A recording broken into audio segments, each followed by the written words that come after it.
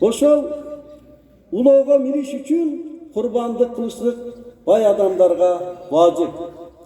Endi кейбір адамдар айтады, эгерде курбандык кыла албаган бейбечара болсо, олар кыяматта кандай улоого минет десе, олордун кылган жакшылыгыга дагы улоо берилет дептир.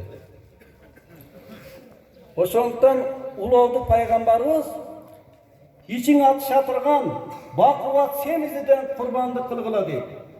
Себеби ошо курбандык кылган малыңар улоо болуп, дозоктун сүзөгү сораптан алып өтөт дептир.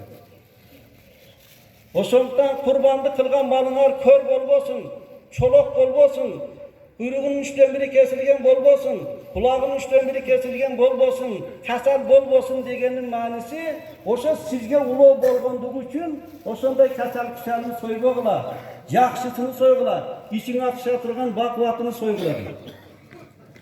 Кой баласы болсо 6 айдан жогору болуш керек, эчки баласы болсо 1 жаштан жогору болуш керек.